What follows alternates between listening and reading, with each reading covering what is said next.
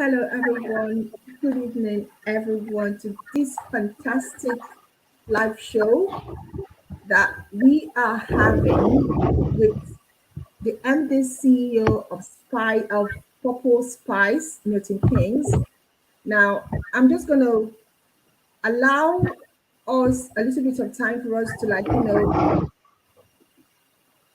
have an idea of who she is before we just dive into it.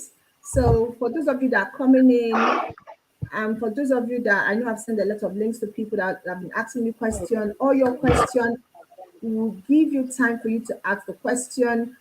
Just join us as we start this live show. All right, guys, join us as we start.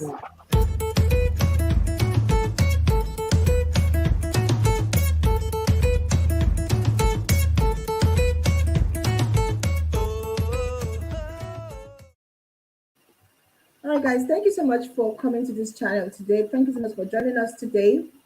I have with me the MD of Purple Spice, Milton Keynes, and she's someone that I have followed for since I came to the UK. But I knew her before I left Nigeria, and I've followed her for a long time. And she is, I mean, her way of presenting her food and what she does is amazing. Like sometimes when I go through what she posts on social media, I am actually, what will I say, overwhelmed and happy that we have someone who is representing us in the UK as her. But she did not start here because I've gone through her journey, I've followed her. I want us to have this moment as we go into the new year to listen to her inspiring story and for us to be motivated by how she got here. So if that's even saying much, I'm just going to go straight to her to ask her a question because we need to learn from people that have been there, they've done there, and they know what they're doing. So I'm going to just give it to her. I'm going to call you Ugochi because that's your first name. I hope you allow me to do that. Yeah, is that okay? Yeah, go ahead and call me Ugo. Okay, thank you, Ugo.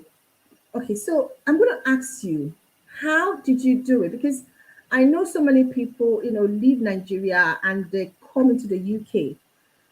And if you just give us a little background of yourself, how did you get here? How did you establish this business? What was in your mind? But give us a little about yourself.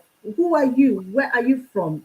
What can we learn from, your background before you came to the UK? Thank you, Neka, for having me. As you've said, you go way back, over 20, 25 years. And before I came to the UK, my background is in banking. I used to be a bank manager in Africa, in Nigeria precisely, worked in some banks, and then became jaded and decided to go do my master's after my last experience in banking. And the plan was to go back after my master's. And things happened, and I decided to stay back. Okay. Part of my issues when I stayed back was I got another job in a bank here. And then one of my former MDs of a Nigerian bank offered me a bank here in the UK as well. And I was actually contemplating going back to banking. And I got a job with Barclays. Then I looked at how much they were going to pay me and how much I was going to pay in childcare. And I decided that it didn't make any sense to me. And having just your first baby and you want to be there, you want to be in their life, you want to know everything, and you put your career at the back burner. So while I was doing my master's and having a new baby and contemplating what I wanted to do, I decided that I like to cook. I love to watch food channels. And quite a lot of people said to me, Hugo, your food is very good. But the catalyst to all of this was when I had, in my master's class, we had this course, managing people across cultures. And then they had the Nigerians had to cook for the Germans had to cook for the Chinese had to cook for whatever country you came from in the class. So we had people who were supposed to cook Nigerian food.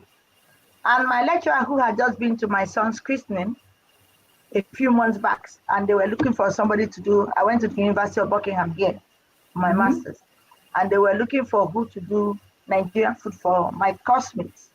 So my lecturer said, go to UG, go to UG. I went to her house the other day, I had some food. Go and meet her. So the first time I did food, I didn't even know whether I was making money, whether I was losing money. I was just happy that somebody bought it. Right. And then I had this friend, Anita Ngokolo. She was also in Buckingham. And I had gone to her mother-in-law's nursery school in Nigeria. And I used to give her my food. And then the husband came from Nigeria and said, why are you giving free food? Why are you not charging for it? I'm like, somebody will even pay. Yeah, well, let me say something. Let me say something, because there's this notion that, when you leave the banking industry, because I was in the banking industry and I was in insurance when you were in the banking industry. So I used to see you then as one of the big girls, and so I know you then and I know what you accomplished as before you left. So when I heard you've left, I was like, if you go, of course I know your background and I know you. I was like, if you go to we leave banking and travel to do her master's. And then normally when we come back, you kind of like have become a senior manager. But I know you didn't come back. But even at that, you were offered a job in the UK, the same banking industry. Now, the safest thing to do, because I'm trying to understand your mindset, because I've gone through your story and I'm trying to understand your mindset of saying, you know what, I'm not going to work in Barclays. I'd rather do something that you're not even aware is going to work out. What was that motivational force? What made you decide, you know what, I want to do this? At that time, it was all about my child. I've heard horror stories of leaving kids with childminders and all of that. And I didn't want to gamble. And I can say till today, I have had 3 kids since that time, and I've never used a childminder. So I didn't want to gamble. I was like, no. Let me know. It's garbage in, garbage out. Let me know what's happening with my child. So that was how I sat at home. But sitting at home and, being somebody that is used to making your own money, you become frustrated. Yeah. Especially when you have to go to your husband and say, I want this, I want that. He's providing it, but I'm not used to asking for anything. I'm used to doing what I want to do when I want to do it with my own money. So it was like a different thing. And then I'm like, what if I now quarrel with this man or we break up? I can't even afford to rent a room in a shared accommodation with me and my child. I said, no. I can't be caught dead doing this. So I had this neighborship group. So I'll cook, he will eat, he will say, Gigi, your food is good, let's tell somebody. So he would tell people. And gradually I will start doing Isiewu. I was just happy for people to eat my food. And when I had parties, I always cook the food by myself. And people will eat it and they will be like, did you get a caterer? And I'm like, no, I did it myself. Especially with my suya. When I started making suya 15 years ago. It was a hobby. It was for... I'm going to come back to that suya, because that suya is the talk of the town. Like, people that I know, something about social media is people will tell you.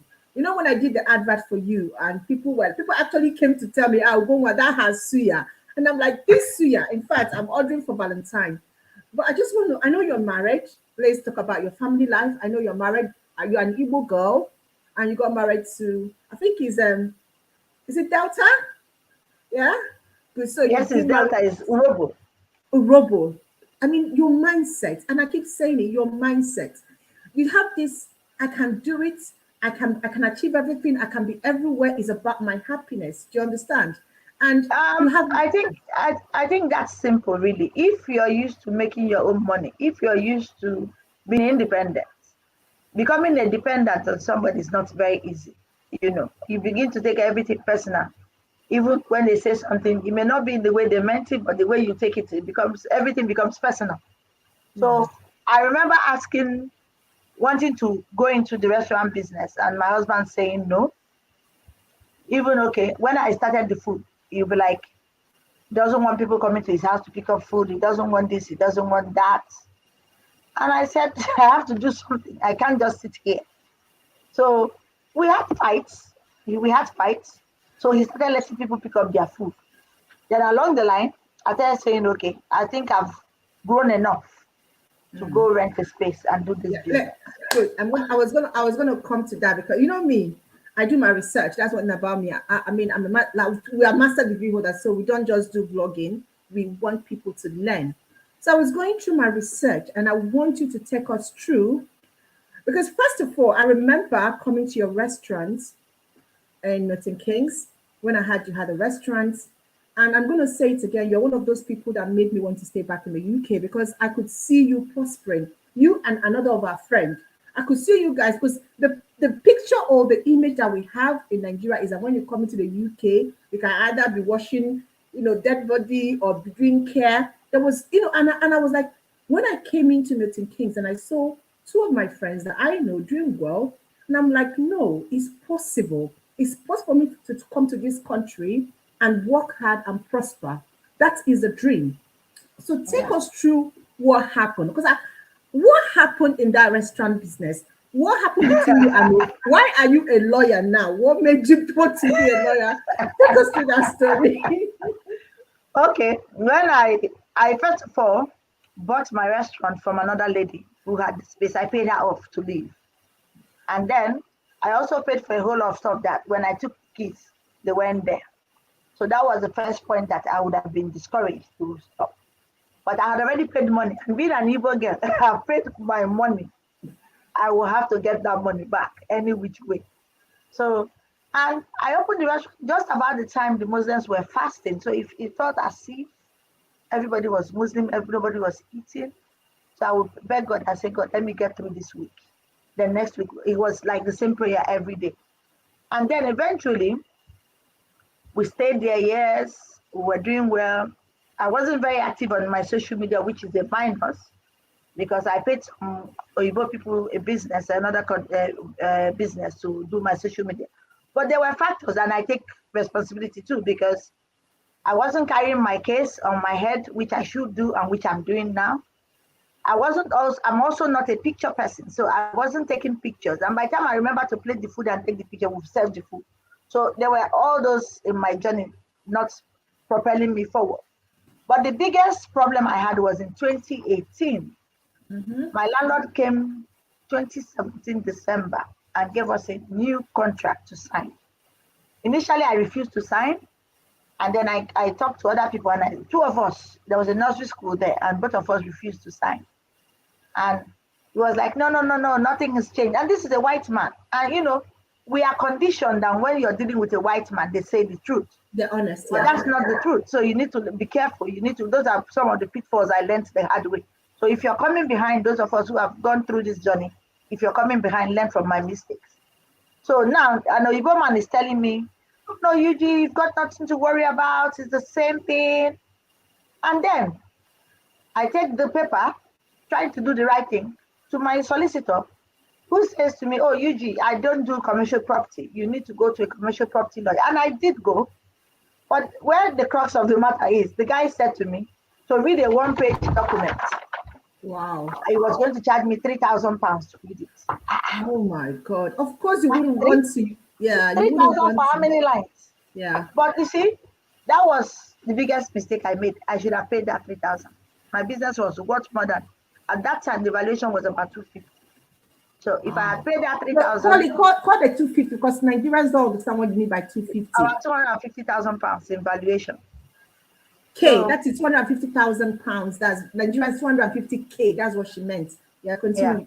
Yeah. So I had, I didn't pay the 3,000 because the Igbo man had convinced me, Eugene, there's no difference. There's no difference. But there was a tiny difference. There's a difference between lease and a license. With my lease, he would have had to give me 6 months notice to take back the possession. But with the license, he didn't have to give me a notice. So that was a major difference. With the lease, I needed to, because I'm a long-term rental, I should have at least a minimum of 6 months notice. But with a license, what he does is he can write me today and say he wants the place back tomorrow morning, and I have to give him back the place back tomorrow morning. Wow. So that was a foolish lesson I learned, and I didn't pay the 3,000, and I went ahead and signed that document. Now we had been asking because he had an office in the mall, And we had been asking his office people, oh, what's going on? Nobody said to us anything. Until the council, which I believe played a role in what happened to us. And Yeah. to be honest, it has a coloration to it, because in that mall were mostly black businesses. We had only two white people, and the rest were black and Asians. So it was a BEM, like a Like, BEM yeah. center. Yeah. And even when I was setting up the restaurant, I had old white men walk up to me and say, why are you opening on the food business here? We've had Yeah. enough in this area. You need to get out. And I did say some of that to the police as well. And I gave back as well as I got to some of them personally. They In didn't do fact, there was anything. this one, Did they there's follow up this with the one that police? was running a social enterprise around where I was. And he had gathered the whole area, because in this country, you don't just wake up and open a restaurant anywhere. You have to have permits, you have to have Yeah. licenses, Yeah. and different kinds of things to put in place.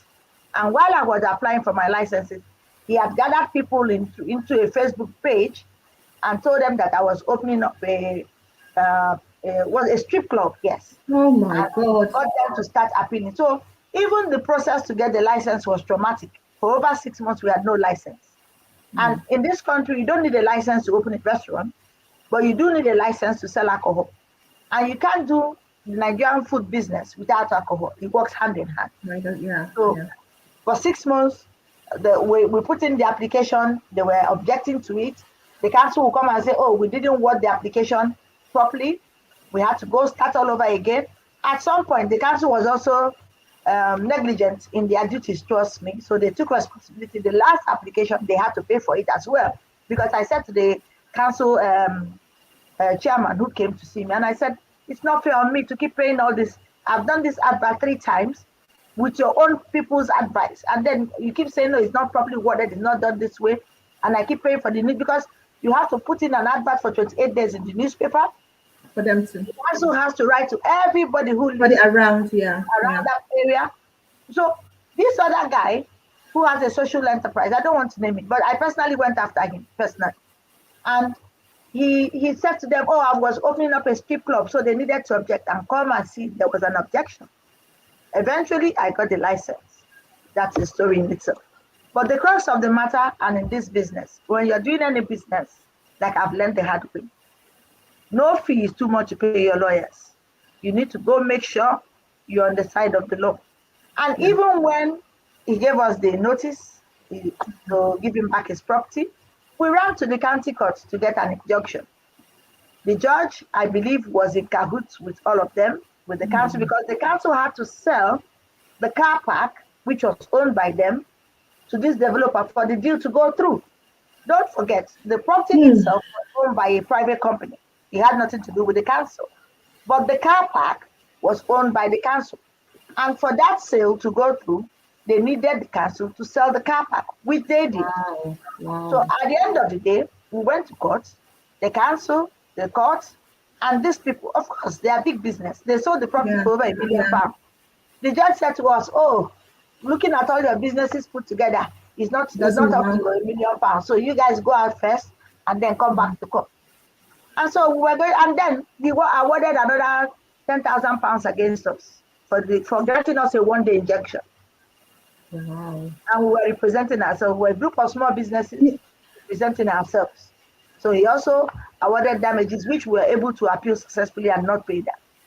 You know what? So Let me say something about, because when I heard your story, I mean, you can hear a lot of things from people. What I heard was what I could see is a spirit of a woman that you don't give up. Do you understand? You know your right. You understood your rights. Do you understand? Because some people don't understand that we in the UK we still pass through things. We in the UK, there, racist is so sometimes could be very I don't know how to put it, in people's culture, not everybody, because people are becoming enlightened. People are actually understanding that we are all the same. But I'm sure when you leave London and you go towards, I was in Milton Keynes, so I know how going towards that side how it could be. You could experience this, but you actually fought it. You actually, I know how, and people will still see you on social media. You're still laughing. You're still, do you understand? And I'm like, you have a good spirit. You have this spirit. I don't know how to call it, and I can do spirits. And yet you pulled through. And yet you still decide to go back into that business. That's, food business. If it's me, I'll say, no, I'm not doing again. No, Why? when you're down, the only way out is up. If you stay down too long, you're going to perish. And I have 3 kids. I've got a husband, and I have no way of. In my head, I have never thought of letting this kill me. It would have. To be honest, I was depressed for a while. I was crying. I was, I felt like a failure before my husband, before my kids, and even my seed capital was shown by my mom. And I just didn't know how to say to myself, Hugo, you failed. And then I said, okay, you know what? I'm going to go back there. I was owing people, don't get me wrong. I had people who I was owing, I had staff, because even that week we had paid rent. Not to pay. So Yeah. we had paid rent. I had staff who had not been paid. I had suppliers who had not been paid. And I have children in private school who I have school fees to pay with. I know the funny thing, when devil comes, he comes in threes. My husband took ill. He had this semi-paralysis. So he couldn't walk.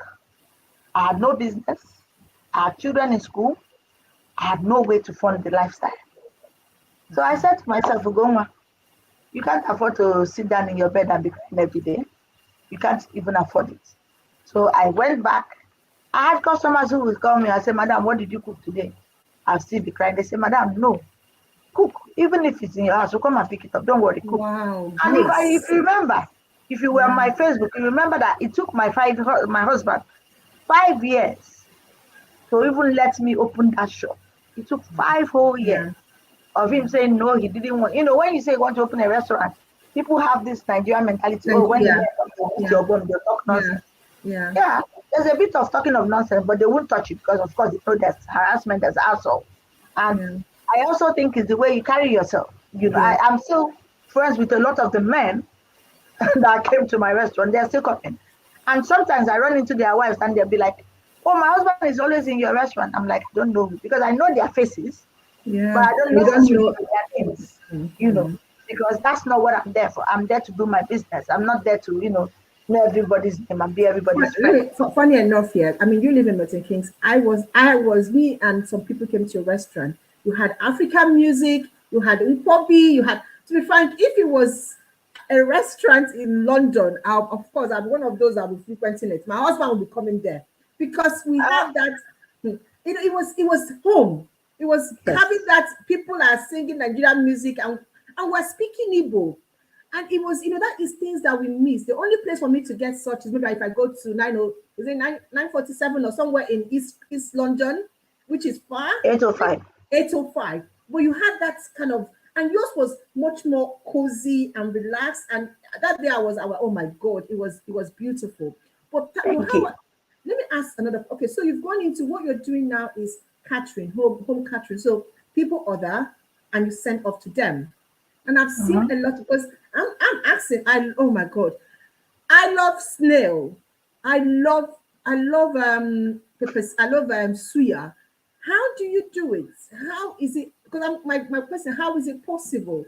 How is it that, because I know living in Milton Keynes, that Milton Keynes is surrounded by university. We have Cranfield, we have Bedfordshire, we have Luton.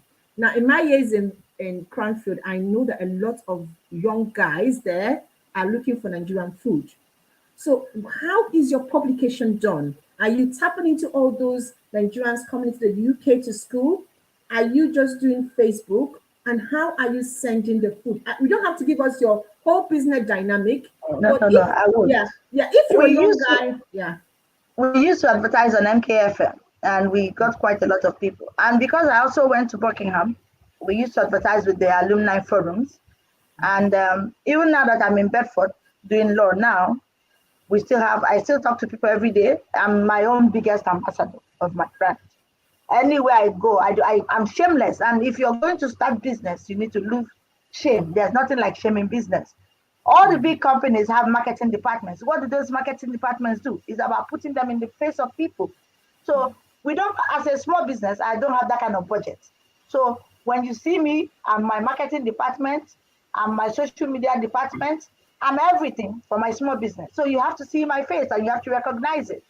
So when we have the people, the University of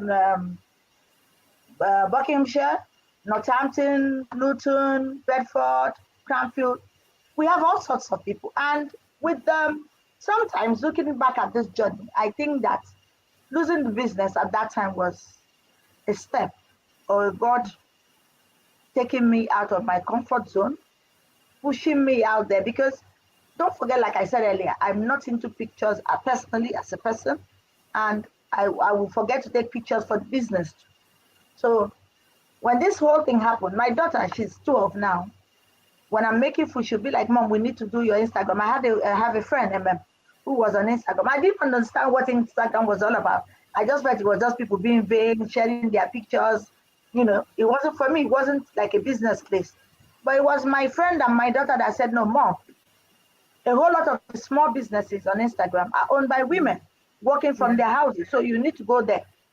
So if you go back to my Instagram, you see pages or places where you hear my daughter doing the voiceover, explaining our food, Nigerian nkwobi, Isia Usuya, So when all of this happened and there was no physical store anymore and we needed to be out there, it was at that point I said, no, what? Tie your wrapper very tight and put yourself out there. So we started going to Instagram, Facebook, everywhere. You see me everywhere. I go to parties with my suya in my car because that's easier to carry. And I'm like, I came here, I'm selling suya. Do you want to buy? I lost all shame because, to be honest, nobody's paying my bills. Nobody will. I'm gonna get to that. I'm looking at your Instagram page. Sorry, I have to cut you off because it is like, there's something called perfection. There's something called the spirit of perfection. I love the way your camera is so beautiful, the way you do your banners, the way you do even I love the Christmas. When I look at the picture, I want to eat it. Do you understand? I don't know if you can see the pictures I'm showing people. It is lovely. I mean, your child, I love that your daughter, she's the best. Food fun, your food facts coming up. I love it. And I look at it and you could see that people go there and they want to look, they want to order. And the way you explain it and talk about your food.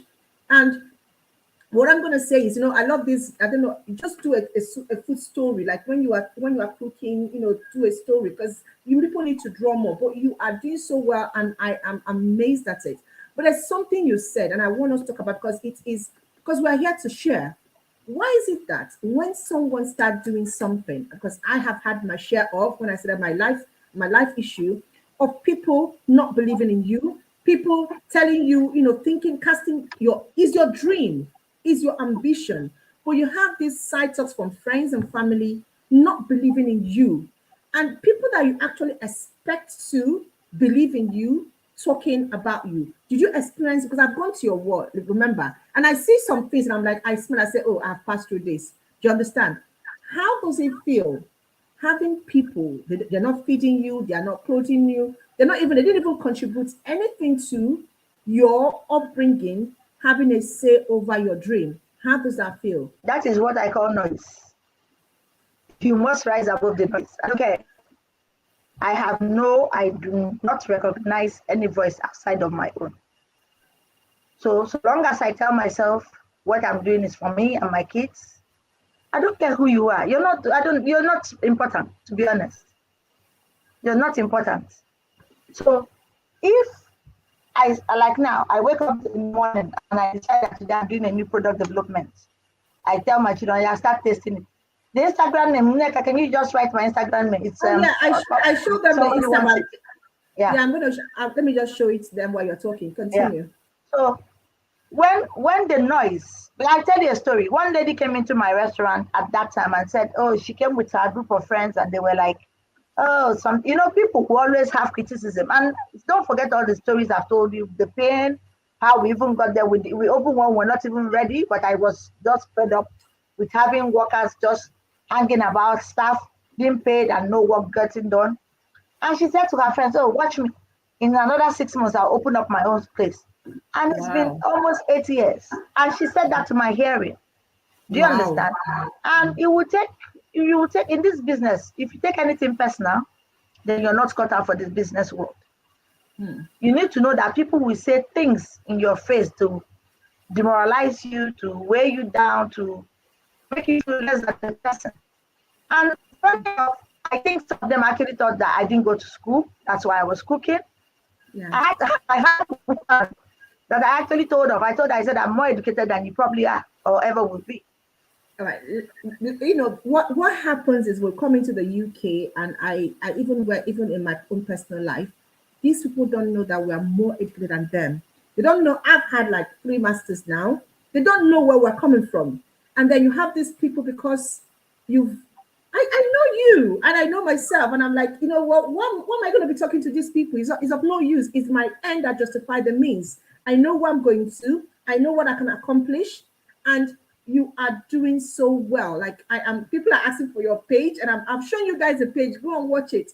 It is at Purple Spice hash I think underscore Can you pin MK. it? Can you pin it on the page?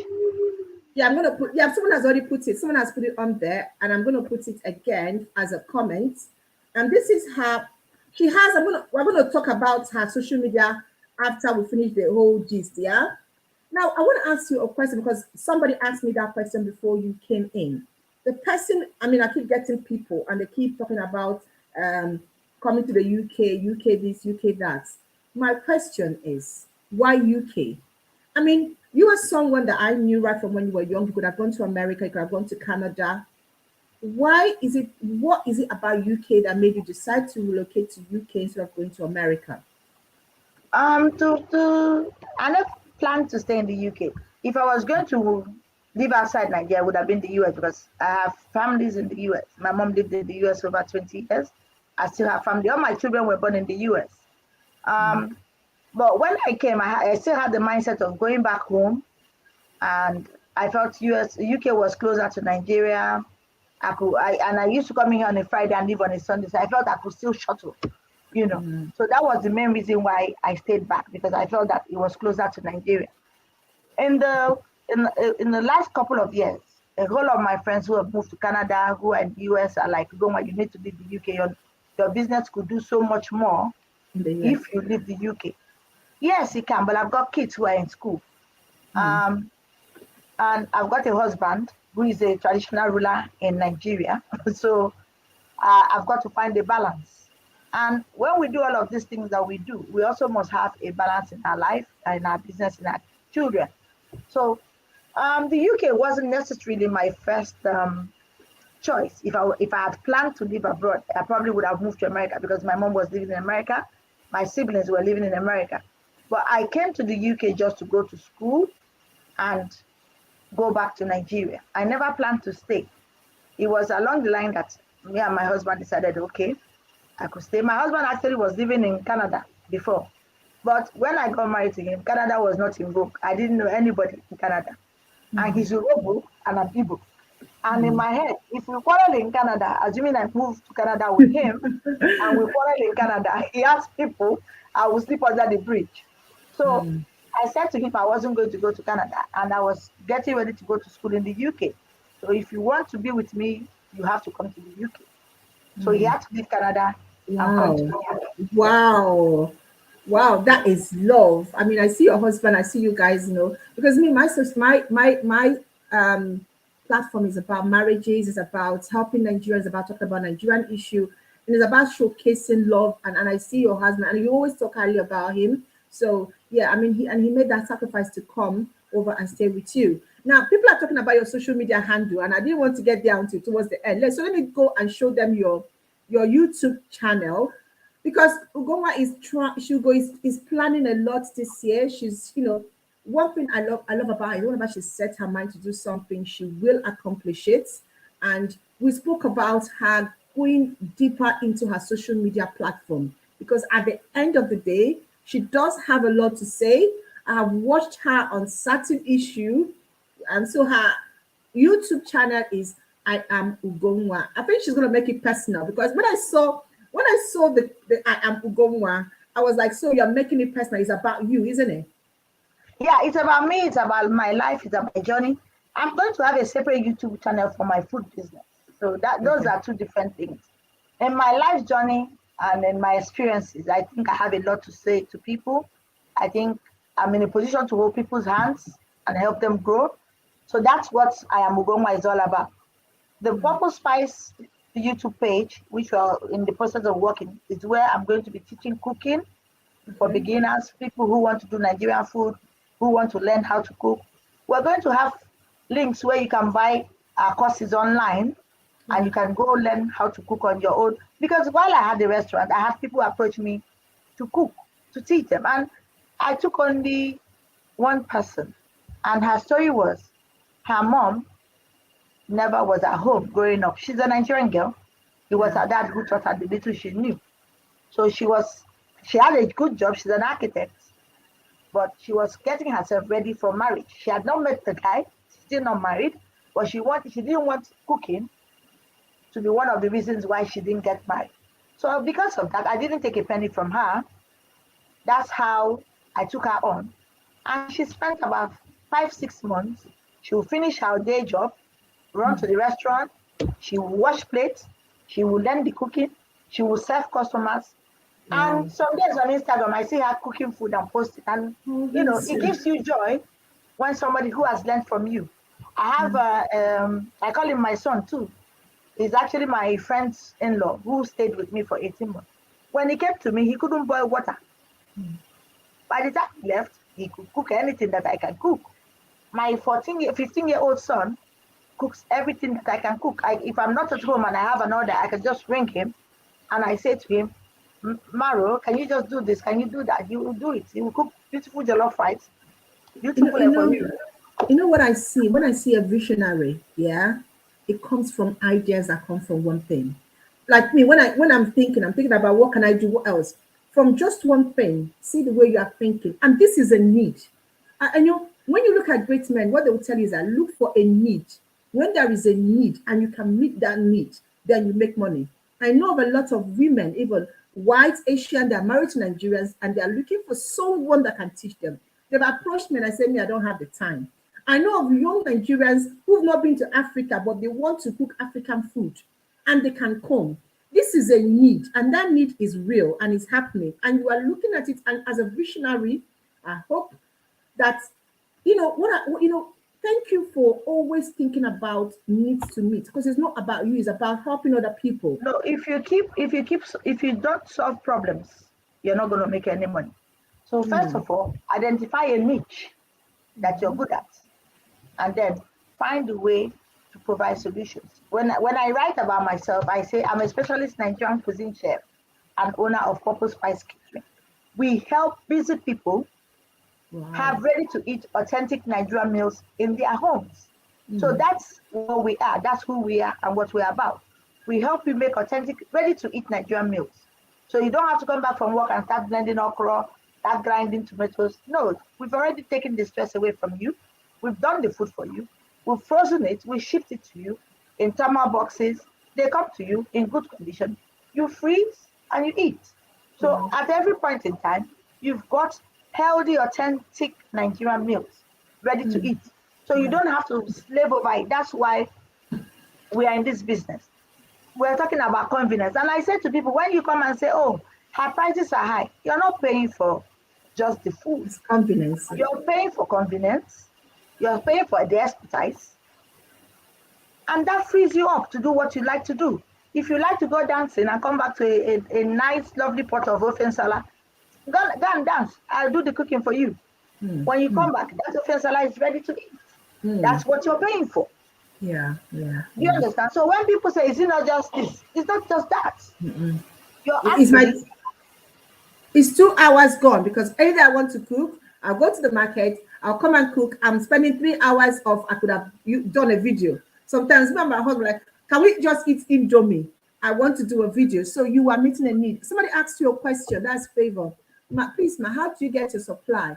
Is it direct from Nigeria or you buy from African stores in the UK? The only thing I buy in the UK is fresh vegetable and meat. Every other thing I get from Nigeria. I have my Uwa, because I'm big on corporate social responsibility. I have a group of women who make my Uwa back in my village in Omahe. That is where my work comes from. And they get good value for their money, you know. So I have my work coming from Omahe. I have abacha coming from Enugu. I have okazi coming from Rivers, coming from Omahe. I have fish coming from Abuja, coming from Kano.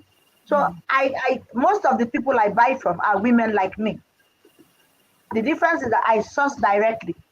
And it's only when I run out that I am big on cargoing my stuff to this place. I'm big on fresh vegetables. So sometimes you will see my sister or my dad or my siblings in Nigeria going to the airport to cargo for me fresh oha, fresh ugu, fresh this, fresh that. I can get oha here sometimes. I can get ugu here sometimes. But I can tell you that in the last 2 to 3 months, I haven't bought oha here because I've had the whole lot sent from Nigeria. So sourcing of the produce here mostly, you have to find people who import, and I like to know where my food is coming from. So a whole lot of the time, I'm sourcing my food from people who I can say this is the producer. So these are the farmers I'm getting direct from. Like I have Haji Achiko, she's in our Kanu. I get my fish from her. I get Okazi from Etinen, from Akwa Ibom, from Moma here too. So it depends on where and what. But meat is basically the only thing I get here. Then I get goat meat from Nigeria as well. I get roundabout from Nigeria as well. So that's how I source for my produce. Okay. Someone is asking, are you live? Okay, I'm gonna go there because Goma is everywhere. So someone is asking, are you live also on Facebook? And I'm going to answer, yeah, she is on all social media. I'm going to put her Facebook. I think you have a Purple Spice Facebook and you have an Igoma. So I'm on both of them. But I think I have your own personal one opened up already. But before we go, I will get your Purple Spice. You guys, please guys, follow her. If there's one thing you will learn a lot, because why I had to call her in, we're now going to life issues. Why I had to, like I said, you know what? I had to call Igoma is because of some of her topic. So I saw your video on the unknown gunman because you're always out there, you're always talking. And I love when Nigerians are passionate about Nigeria. Even though we're in diaspora, even though some of the things that are happening at home is not directly, but it's still indirectly affecting us because we have family at home. But I have seen a lot of your personal comments about what is happening in Nigeria. And I've seen I'm trying to show them, this is her page. I'm just scrolling down. Her food is there. Pardon me, sorry guys. Her food is there, but she has video. I'm trying to go to, there's one video that you did, and you were talking about the unknown gunman and Biafra, and you were so angry and you were so passionate. I think it's still down. Now, guys, follow her. Just follow her. Follow Gonwa. She's one person I'm going to recommend. Her logic. You know me, I'm that kind of person. I don't watch a lot of people, but her logic. Whenever she says something, I'm always saying yes. I'm always commenting and saying that makes sense because she is very logical. She looks at things in a way that you yourself, that she's going to dissect it, give you evidence, and it is thoroughly researched. So follow all of her handles, and also I love the fact that you're supporting women. I'm going to talk about this because I said I'm not going to, leave this place without talking about it. Gonwa is someone that if you go to her page, you will see her supporting other women. When I pass through some things in my life, Gonwa will just see when I make some comments and she will just call me and say, you know what, take this off. This is not it. And it takes someone that, cares for people and understand people. So she's someone that you will learn from. If you're a young person out there, please follow all her social media. You will learn one or two things. Now, let's talk about Biafra. I'm going to go to Biafra. All right. On a nutshell, this unknown gunman, what do you think about it?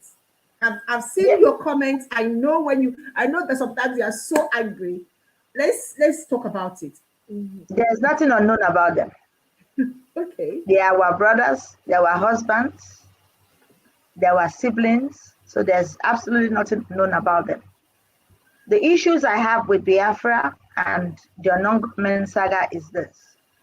Biafra is an ideology which has come to stay. I agree with that. It's something that we need to sit on the round table and discuss. I understand that people are passionate about what's happening in Igbo land, but at the same time, we're beginning to copy people who have destroyed their own homestead, and we're doing the same thing. So, for me, the problem I have with Biafra is not the ideology; it is the strategy behind the ideology. If you as a person is coming for Biafra, first of all, what are the values? Apart from we want a secessionist state, we want to be on our own, we want to be a good Nigerian. I say to people, first of all, I am a Nigerian before I'm an Igbo girl, before I am an Urobo woman by marriage. So we are one people. The only thing is that we let the politicians divide us with the English or the rhetorics. Why do I say that? I have friends that are Yoruba. I have friends, I actually came close to marrying an Hausa man. Could have married a Yoruba man too. I could have married a Rivers man. I could have married Igbo people. So it's, in my family, we have people who are married to Yoruba. I have a big sister who is married to Robo. I have sisters who are married to Igbo people. I have cousins. So we're just one people. What is the problem? Okay, we went to war. Biafrans went to war and we lost the war. Simple shot. Since we've lost that war, a lot has happened. We have been marginalized, no doubt about that. We have been schemed out in the scheme of things, no doubt about that. My only issues with Biafra is the way and manner we are going about it. There's no strategy. It's just rhetorics on the pages of social media. We will do this, we will do that. And then we go to the east. You can't go to work on a Monday. You can't do this. Who are we destroying the homestead? Whose economy are we destroying? Our own economy. It does not affect the center. It does not affect Abuja in any shape or size. It affects the local woman who is growing her beans, who needs to take her produce to the market on Monday so she can sell and feed her children that afternoon and tomorrow morning. But if you stop her from taking her produce to the market, she's going to lose value for that produce because it may no longer be fresh. By the time she's able to take it to market, it may no longer be edible. It may no longer be in the state for sale. So we're destroying our own economy. Now, some people will say, when Biafra is okay, Biafra is going to be a state of utopia. It's not going to be how we want it. First of all, we're landlocked. Well, all of us, if you say all the Igbos, wherever we are today, we have property everywhere. We don't have enough land mass for the number of people coming. So we still need the other tribes. We still need the Yorubas. We still need the Hausas. We still need the Bibios. We need the Efiks. We need everybody. You cannot. My grandmother is a Gala. So I classify myself as one Nigerian. I have roots in a Gala land. I don't even know her village. I've got roots there. My children are Urobo because their father is from Urobo. I'm from Umuahia. My mom is from Anambra. Wow. So we are a people, all connected. So when you say you want people out of your land, you want to do this, it's not going to happen. My problem with Nnamdi Kanu and the Biafra and IPOB is strategy. I think you have said, because I don't want. Thank you for. I don't want you to go deeper because I know how these people are. We want them to come to your page and join you and be part of your. But you said what you're talking. You're not against Biafra. It's about the strategy. Yes, you will have to have a strategy. Yeah. First of all, the key point is, what do we want to achieve? We write it down. Yeah. How do we want to achieve it? We put it down. Like I said, the Odua people have the intelligentsia and they have the Agboro group. So let's have the intelligentsia and let's have the Agboro group too. So the intelligentsia will come up with the working papers of these things that we want to achieve. And then we go back home and put in place structures and go to the middle and say, okay, now let's sit down and renegotiate this whole thing. We've had referendums, we've had the white papers that have not seen the time of day. So what are we talking about? We need to find a new strategy that works. If it means going to the UN, if it means making arguments to the other world, because it's about everything is politics, to be honest. I know. And it is about interest. So if you go to the Congress in the US and make a pitch and say, this is what is in it for you, if Biafra is stable, they probably will listen to you if there's American interest that it's protected. There's interest, yeah. It has to be protected. You know what, yeah? That is why, I mean, that's why I want you people to hear it, for them to understand the wisdom that you have, and then for them to understand what they will get if they go to your page and if they listen to you. Because you don't look at things on, oh, you give reasons, and it is very, very intellectual. Now, we don't really have much time, but guys, you guys need to join her.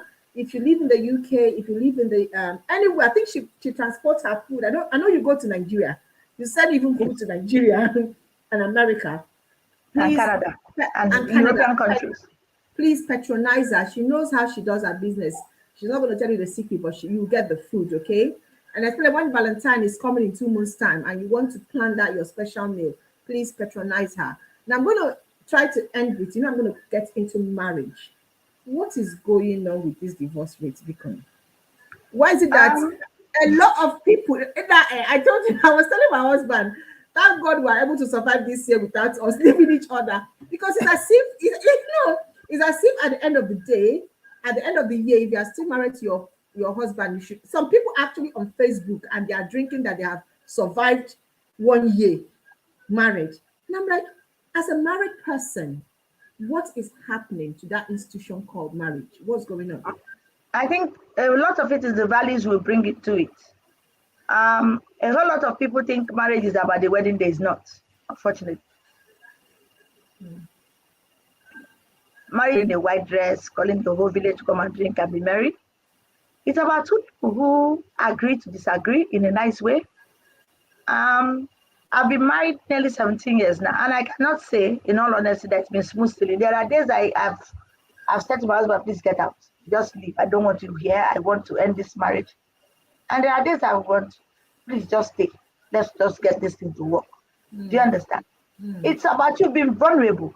That's the only person you can be vulnerable to, your husband or your wife. And the problem I see now is people get into marriage for the wrong reasons. A whole lot of people, apart from having children, the main reason why we get into marriage is called companionship. Now, before you get into marriage, are you friends with that person? Are you marrying just to run from poverty into abundance? Some people are running because they can't even be fed in their homes or they don't have food. And then they are running to marry somebody who can afford to feed them. And there are no emotions involved. So, yes, so in the olden days, some of our grandmothers got married without love or any sentiments. But they grew to love their husbands. And they were quite accommodating of the second wife or third wife or whatever number of wives the men had. Yes. For these days, I remember one time I was in Lagos and I was in a restaurant and I could overhear some young boys. They were comparing notes. Oh, her papa be this, her mama get this. Who you self be? So everybody is looking for greener pasture. Exactly. Everybody is looking for. And I read something on Linda Iketi where one outside girl was explaining why marriages are being called off. Some parents are like, oh, the house they built for their daughter is getting it is too small for the kind of. It's the values. It's all about the values that we have. If you have no good values, you're not going to impact good values to your children. If your substance is all about the dress, if your confidence comes from your dress, from your shoe, you have no confidence as a person. I say to people, queens don't run in packs. If you're a confident person, you don't need another person to have a house. You work with him to have that. I remember getting married to my husband. I probably was richer. But I knew he had a good heart. Yeah. I knew he would work hard. Ambition, yeah. Yes, I'm not looking for a lazy about with fine face. No, that's not what I'm about. I'm about somebody who's hungry to do well, who's hungry to. Two of us, I'm hungry. Like you said, I'm very hungry. I'm nowhere near where I want to be. So I wake up every day and show up because I'm hungry. So when you're looking for a life partner, you have to find somebody who is hungry for what you're hungry for. You have to make sure your values are the same. Some people believe in saving money for tomorrow. Some people believe in eating all the money today and wearing good clothes. They have no savings. So if your values don't match, don't get into it. It's called incompatibility. So you have to be with somebody whose values align with your values, whose dreams align with your dreams, who has somewhere he's going to, and is in that same journey with you to the same destination. So what I find that these days, people are all about the wedding day, their reception dress, their wedding gown. There's no plan after the wedding. And their temptation, the devil will come. Can I ask one question that most, because I am on social media and I get asked this question almost every time, and I keep telling them it is a fallacy, it's a myth. Is there anything wrong with Obodoyibo women, Nigerians, women, like I say, UK married women that we lock? I haven't locked my husband up before. I've never had, my home has been good, but there's this perception about we that live in the UK. I mean, if people looking at you and listening to you know that you are brought up properly, you are from a good home, you know what marriage is all about. But how did we get that perception, or how did Nigerian get out of that? Once you live in Obodoyibo, our job is to lock up our husband and beat our I don't know that we are in. That's a very wrong perception, and I'm happy you brought that up. The problem is the average Nigerian man comes here and says to you, "Oh, this is Obodoyibo. We're going to share bills. You're sharing house rent. You're sharing council tax. You're sharing car notes. You're sharing everything. Then you should share housework." I said to people, my husband, he has never called me one day to say, "Okay, Ugo, you pay this, I paid." He hasn't. If he does it, he will share housework. He will share child minding. Because what you've effectively done, you've left your headship of the home to become equal partners. I'm not into women live. We're all equal, yes, but the man is the head, right? So you must take your headship. You must own that your headship. Your wife comes in as a helpmate. I know when my husband is struggling, and I have sense to say, "Okay, Oga, I have this. Let me bring this."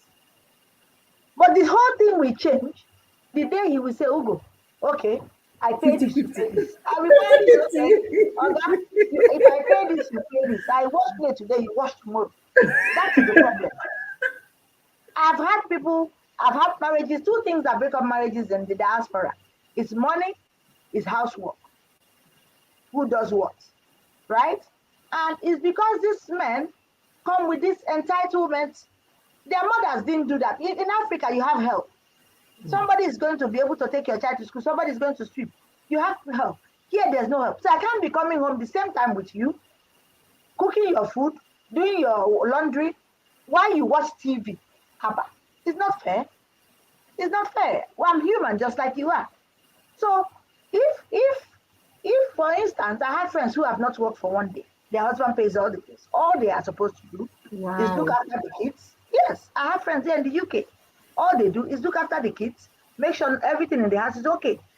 It's the lifestyle they want to do, and they can afford it, and they can fund it. If you bring the lifestyle of partnership, which is half 50-50, then it has to be divided all the way down. Distill it down to the kitchen, to the cleaning, to the bin. Have you noticed when our men marry Igbo girls, they take out the trash. Before, yes, so. But when they marry African women, they don't cook. They don't take out trash. They don't clean house. They don't do anything. So who is fooling who? I'm not saying go and kill your husband or fight with him or no. Find what works in your home and use it. That's all I say. In my house, my husband is happy to help around the house. He cooks better than a lot of women. There are some things I want to cook. I'll say to him, "Husband, I help you cook this one." Do you understand? But he cleans better than me. So as he's coming through the door, if something is not in place, he'll be the one to start saying, "Me, I may not even see that it's not in place."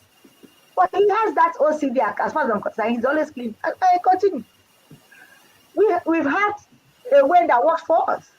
Even when his mom used to come and spend time with us, the mom knows I'm nocturnal. I'm active in the night when others are sleeping. That's when I'm either cooking. That's when I'm baking. That's why I'm always able to chat with you at night because you're always on. Yes, I'm very nocturnal. So in the morning, when others are waking up to go to what they need to do, I'm sleeping.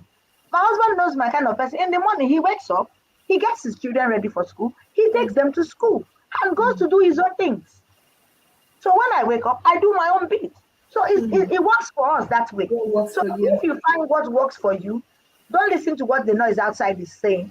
So I have friends who say, if it's in my house, then you go to their house. What they are taking, they will not have the mouth to say it outside.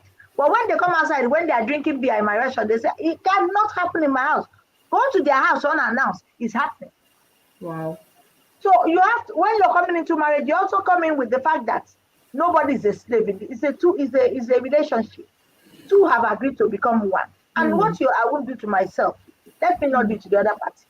And then you have the other outside influences. You have the in-laws, you have friends, all kinds of influences play in all of this. Wow. Some of our women are also not good. It's not just the men. Some of the women, when they get here, and I say it to people, I'm very clear. Let me say this, next, please give me the audience, right? Some of the men who are here, it takes you 5-10 years to save up some money. You go to Nigeria, change it, it becomes millions. Then you start chopping Isewu and Nkwobi and going from one joint to the other with different girls as if that's how you live here. You don't live like that here. Now, some of these girls are from poverty-stricken homes. They are so poor. They are looking for salvation. They are looking for the way out. And you made the mistake to say you like her. She's ready to marry you. Meanwhile, she has a boyfriend who she actually loves. But he's not in a position to take her out of poverty at that time.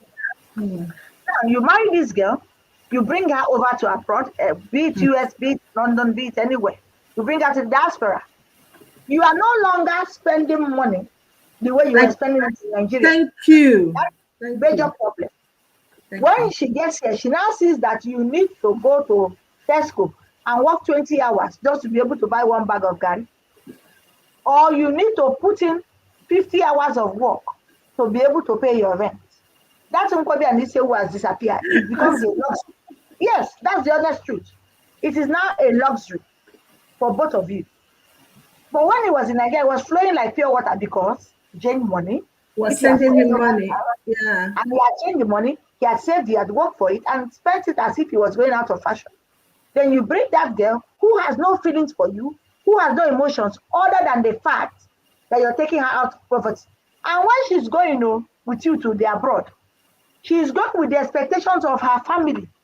Because when she gets there, they're expecting her to come and start building house. Come and start paying school fees. Come and start doing this. She's not in a position to do all of that. Then your problems are started.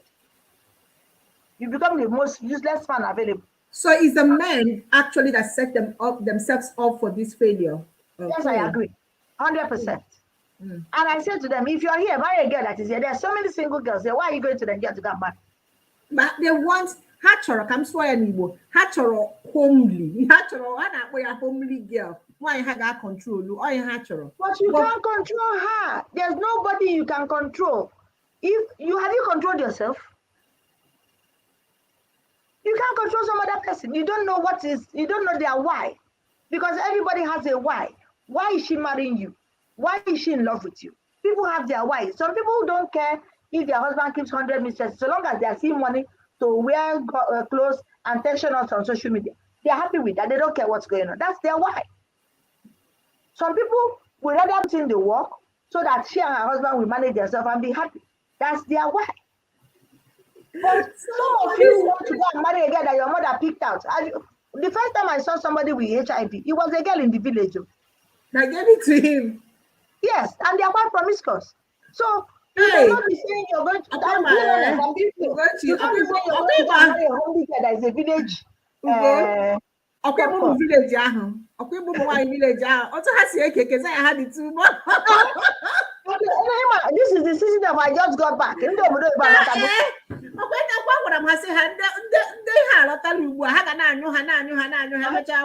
One man, I'll try you, but don't you go with I just got back. I just got back from Malaysia. I just got back from China. Or you're going to Indonesia. They're all there now. And these girls think that it is that easy. It's not that easy. We are working hard. When I see the effort I put, and somebody is in my DM telling me, oh, I'm a single mom. Oh, this happened. Your single mom does not make you a handicap. I tell people, go to the market, take pictures of Ogri or Egusi.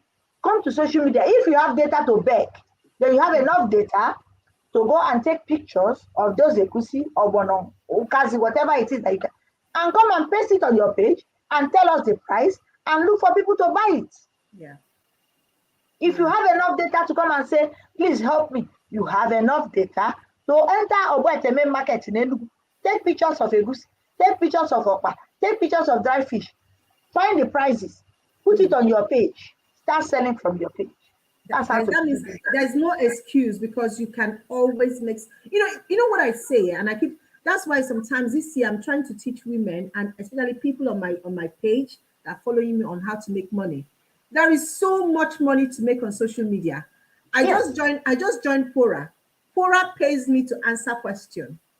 Like just for me to answer question, and they send me question and they pay me. There is so much money on social media. And if because match break. Send me the link to the code. I like to make money. to be frank with you, Quora. No, you know now me this social media in Achiba. There is so much money. Do you understand? And unless you deprive yourself of this begging mentality and thinking that there is a messiah out there to help you, when there isn't, I was online with you around 2:30 yesterday, okay? Yeah. I was planning for this meeting, researching about you, everything about your life I know. I went through everything I actually went through all your social media right from the day you started because I need to know the person I'm talking to, the person I'm going to bring to my platform, and I need to know what she's going to offer because I am building a platform. And this year, what I want to do is go through a lot of Nigerians in diaspora that are doing well or they want to showcase themselves and they must have something to say. And I want to say thank you so much because I promised you 1 hour and I think we have done 1 hour. I know that most people, because you can see the kind of comments, you have been the highest person with the highest comments in my live show. Really? Where do you see that? I haven't seen that. Can you see comments? Oh, see comments. See Where comments. is that? Okay, you cannot see the comment that's been coming. Sorry, dear. Sorry. There's been a lot of comments from people. Like people are just like dumping. If you look at the scroll, I've been changing the comment section. I've been changing it. People love you. People say they're going to follow you. And I'm going to say to everybody, please, if you want to learn a lot about life, please follow Ugo. She's on all the social media. This is Purple Spice. That's her Facebook account. If you want to learn how to cook anything, she does a lot of cooking shows. If you want to know about life, because she's just starting, she only has 1 subscriber. Please, I want us by the end of today to go and subscribe to her. Let's get her up to at least, if nothing else, 10-20 subscribers today. And also she has her own personal website, which is her personal name, Ugonwa. All right, so please let's join her. For me personally, I have enjoyed having this moment with you. And I know there were some things I was supposed to talk that were personal, but I told myself, no, let me not leave that. Let me focus on you today. It's all about you. And no, we can have. I'm happy to come anytime you want me to come. We have so many things we can talk about. What we're going to do is we're going to collaborate because what I want us to do is, since you're about starting, and to be frank with you, in this social media business, you need people that will help you collaborate. Do you understand? So anytime you're ready, I can come on your show. You can come on my show. We can talk about things. And there's so many things that we can talk about, and we can help each other. And I thank God that you are using the social media as you're supposed to. Your business is on social media every day. I have people tuned in from America. Gesta is America. A lot of people coming in. Abba is from Nigeria. Esther is from Nigeria. There are a lot of people from all over the world watching you. And Brahmadi said, I enjoyed the program. This is like, so these are people who are working and they are doing well and they love this show. And I'm going to say, please, guys, please join Ugonwa, follow her. And Ugonwa is going to give us her last. Now, I want to think about this because some of these people you see here, they want to come to the UK. You see, after this, our conversation now, because some of them, their fear is when they leave Nigeria, when they come to the UK, they don't know what is going to happen to them. They are afraid.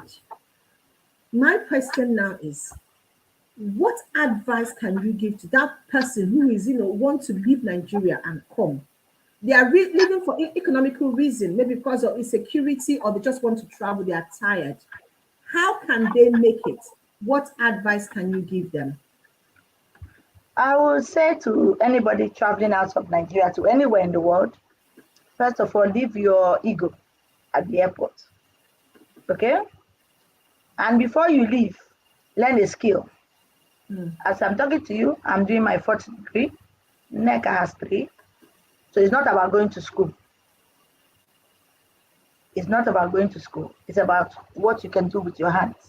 So before you leave Nigeria, if you have interest in photography, dressmaking, hair making, cooking, drawing, painting, whatever interest, whatever you're passionate about, and you can do it with your hands, please learn it. Learn it to the point that you become an expert in it. Right? I took my children to Nigeria this last April. And when we got there, I took my daughter to go and learn how to make wig. My son had to cut hair. Because it's not just about education, it's about being a well-rounded individual. Life skill. So when you're coming abroad, when you're going anywhere in the diaspora to go and for whatever reason you're going to, even if you're a medical doctor, you've got exams. But you also have things to do while you're waiting for the thing you want to manifest. And when you come abroad, it takes an average of 10 years to stabilize. So while you are looking for, there's no job beneath you. Please take that out. I said, drop the ego at the airport, right? Pick up your hustling spirit. Pick up the fact that I am a survivor. I am born to win. That is the mentality you need. You don't need to say, I'm down, so I stay down. No. If you're down, jump up. Let that fire be lit from within. Be hungry. You need to be hungry. If you're not hungry, you're not going to do well. So before you leave Nigeria, before you go anywhere, learn a skill. You may be professor of mathematics. When you come here, you may start with cleaning my restaurant, for instance. Let me say something. Let me ask something. You know me, I left Nigeria as a branch, an assistant branch manager, but I had my team. I had a team of I think it was 8 when I left Nigeria. When I came here, my dear, I did anything I can do to survive. You know, yes. I wasn't going to be calling my parents to give me money. I had to do it. As long as I paid my school fees and I got in, and I knew that is my end with asking people for money. I did cleaning, I did care. As long as there is money, if I smell money, I will do it. Do you understand? But that's what I say to people. Yeah. Don't be ashamed of your hustle. Nobody's paying your bills. And so long as you're not doing something that you're looking over your head if police is coming or security is coming, then you're good. If you come abroad, forget shame. There's nothing like shame. All of us have bills. Forget the packaging. You understand? Just ginger for your hustle and come and hustle. Because the Igbo people are not like us. They're not looking to build house in their village. Me, I'm here. I want to build house in Abuja, build in Lagos, build in Omaya, build in Warri. That is why we are here. But the Igbo man is happy to live in one house 40 years. That's where he was born. That's where he would die. They don't have where they're going to go and build extra. But you know what? But they like their holiday. They like and they don't mess with it. Hey, they don't mess with their holiday. They don't, because they're not looking. They bought the house already. So every other small money, like this one, they say any money when I get enough enjoyment is the Igbo people understand that they book their holiday January as against November or March or April. They already booked it. So when you also go abroad, please know that nothing is beneath you. I left Nigeria as a bank manager. Today, I'm a cook, I'm a chef, I'm a driver.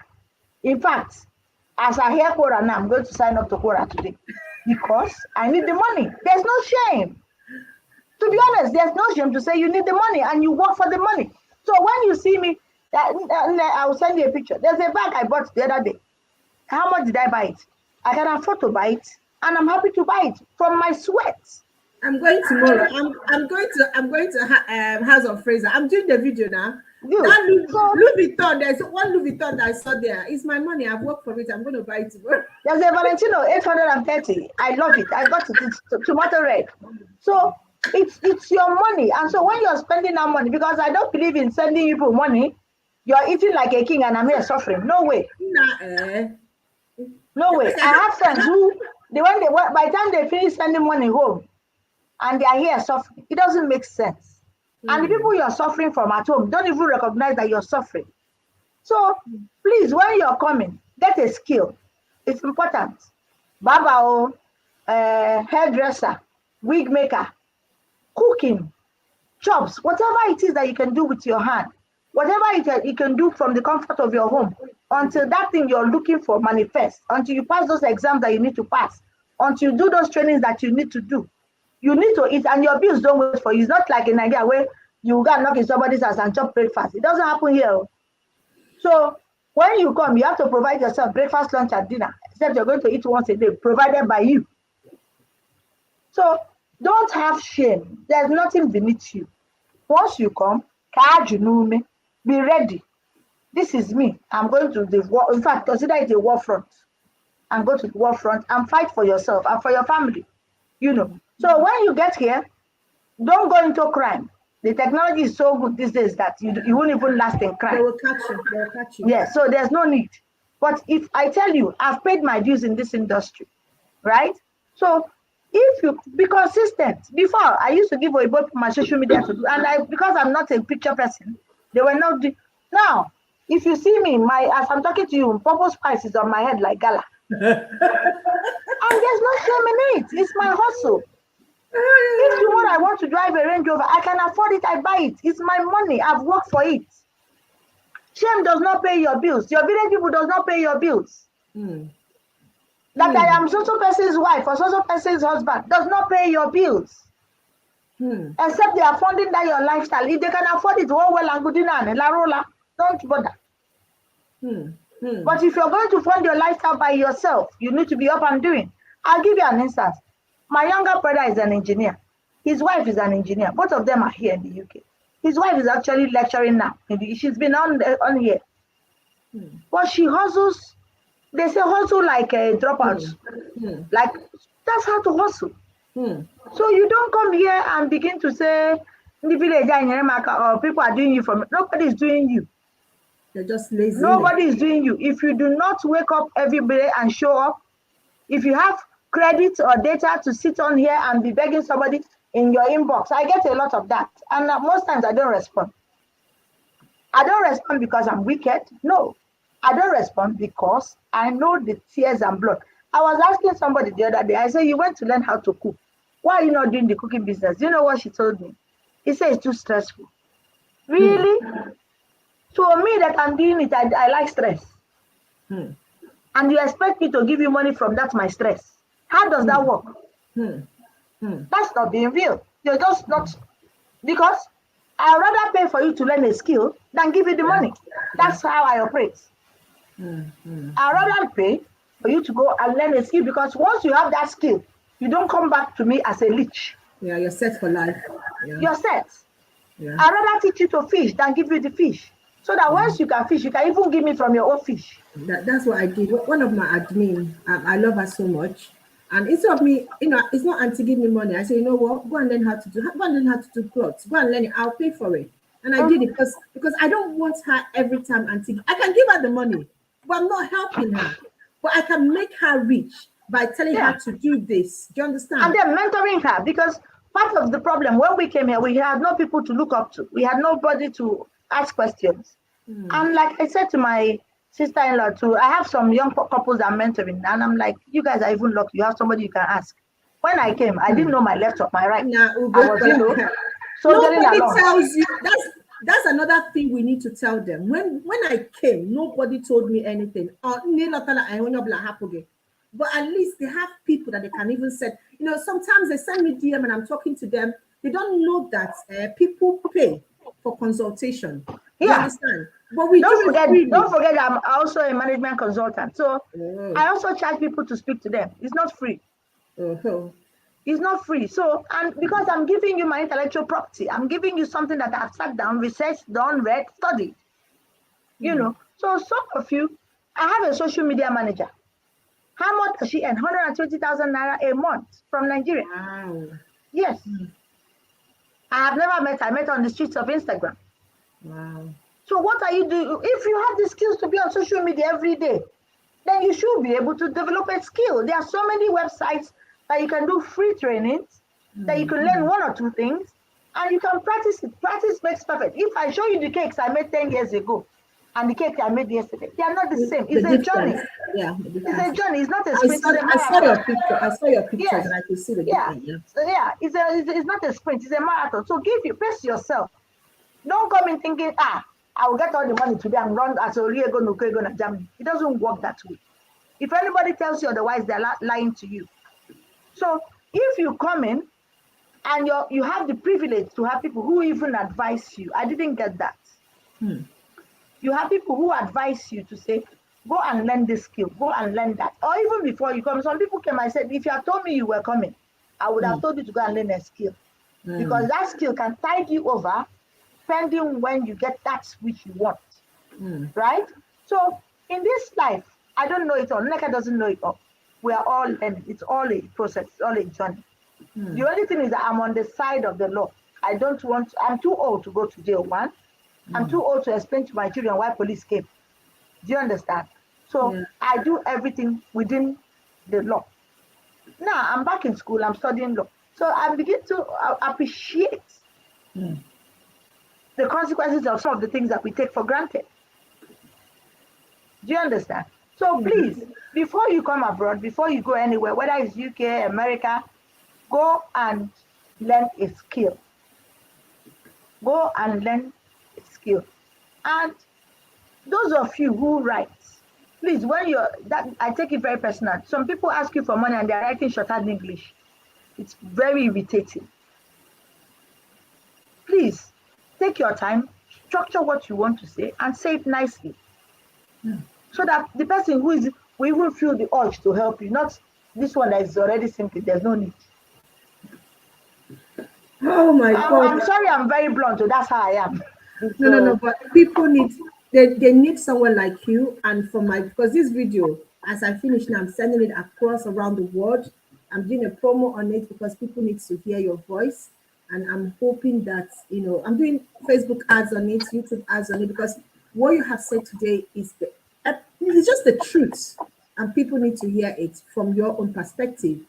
And I want to say thank you so much for coming on live with me.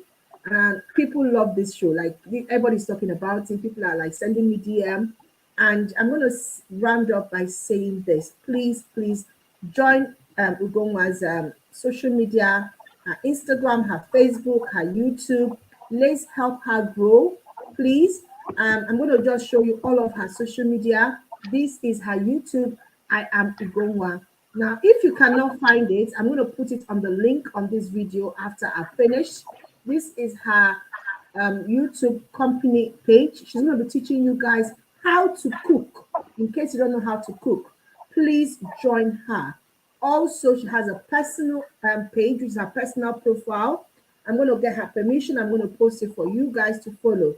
Now, Ugonwa says it the way it is. I was laughing when I saw her comment about recording people's conversation. I was like, oh my God, this woman, she just says it the way she doesn't even hide it. She was like, if you can record my conversation and blackmail me, you're a disgusting adult. I was like, oh my God. So she just says it the way it is. And please, let's follow her. Let's support her. If you live in the UK, please patronize her. Her foods are lovely. She's willing to transport anywhere, even outside Nigeria, UK, Canada, America. I'm going to say thank you so much for joining me today. I did enjoy having you here, and I hope that as you follow this, your journey into social media, as you get popular, that you remember me. Yeah. Me and you are classmates. I didn't forget. Because I know that you know me. I do more of my own behind the scenes. I'm always on your phone. Do you forget?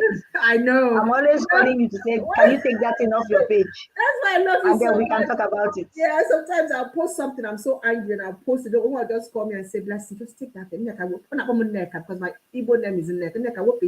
Then we have like 1 hour of conversation of the reason, and then she debriefed me. There are some friends that they might not be close in the same location, but they are there and they're always there. And that was why I said, you know what, I'm going to reach out to you and I'm going to talk to you and I'm going to help people know about you and your social media, because you have a voice and your voice must be heard. Thank you so much, everyone that joined us today. I'm going to take it home. Thank you so much. Bye-bye. Take care. All right, guys. Thank you so much, everyone that joined us today. It has been a 1 hour, 24 minutes talk. Please make sure that you join Ugonwa Make sure that you are following her. Make sure that you order for Valentine. Or I know I was gonna call. Oh, I was gonna ask Gonwa something. I think she's gone. Yeah, because she used to have this Valentine bowl, and I used to enjoy it when I was in school going for it. I don't know why, it stopped. Maybe I'll talk to her and ask her about it, because I used to love going to her party. She did a party one time and I loved it. All right, guys. So thank you so much for joining me. Remember to subscribe to my channel. Please, please, please. I have my YouTube channel, my Facebook channel. Please help me subscribe if you have not subscribed. If you have any question for Ugonwa, please go to her personal page. Thank you, everyone that joined me. Please, if you know any Nigerian that is in diaspora that is doing well, what I want to do this year is to showcase them. I want people to hear about them, and I want to talk about them, because I am tired of Nigeria thinking that we are not doing well. We are doing well, but we are in the UK. We are very conservative. We don't shout it. So I want to show you guys people that are doing well in diaspora, and for you to learn one or two things from them, because some of us are doing. Oh, Goma is back. Let me ask her. Goma, you're back. Sorry, I was asking a question. You used to do. Hello, Ugo. Oh, she's not back. Oh, she's talking. All right, guys. Thank you so much for coming. I'm going to go off now. Have a lovely New Year in advance. God bless you. Bye-bye. And please, this New Year, I'm going to be posting some video about your New Year. If you want to know about Quora, how to get into Quora as monetization, please send me a DM. I think they are only doing it for people in the UK. So if you want to be answering questions and be making money out of it, send me DM and I'll explain to you how to go. But if you just go to Quora, you can always register. It's very easy. All right, guys. Thank you so much for joining me. Bye-bye. God bless you. Wait, go on. Hello. Bye-bye. Bye. Thank you for having me. I enjoyed my time here today. Thank you so much. Thank you. Bye-bye. God bless. Bless you too. Bye. Bye.